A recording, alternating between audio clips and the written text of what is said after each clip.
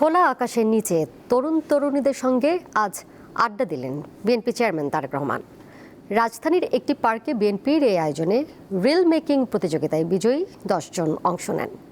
তাদের কাছে ভবিষ্যতের বাংলাদেশ কেমন হওয়া উচিত তা জানতে চান তারেক রহমান।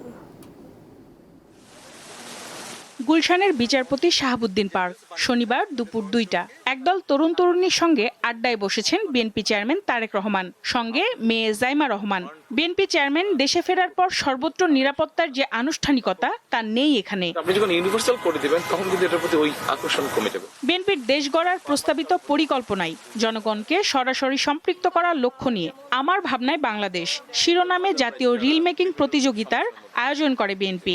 গত বছরের 16 ডিসেম্বর থেকে 31 ডিসেম্বর পর্যন্ত অনুষ্ঠিত এই প্রতিযোগিতায় 2200-র বেশি প্রতিযোগী অংশ নেন। তাদের মধ্য থেকে 10 জন বিজয়ী হন।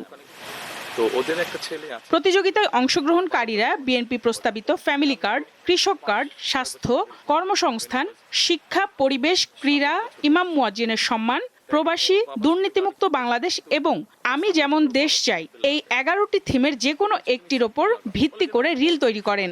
Meet and greet with Tarique Rahman শিরোনামে এই অনুষ্ঠানে তারেক রহমান ও তার মেয়ে জাইমাকে কাছে পেয়ে তরুণ তরুণীরা উচ্ছ্বাস প্রকাশ করেন।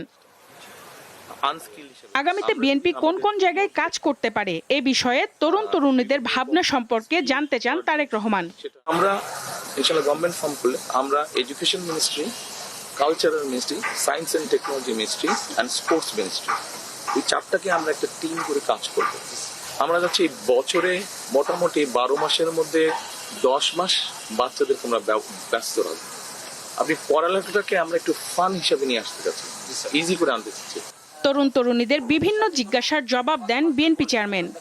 আমরা যদি এই সিটিগুলোকে ঘিরে স্যাটেলাইট টাউন বানাতে পারি তাহলে হবে কি, ওখানে খরচ যেহেতু কম হবে, ওখানে যেহেতু স্কুল ফ্যাসিলিটি,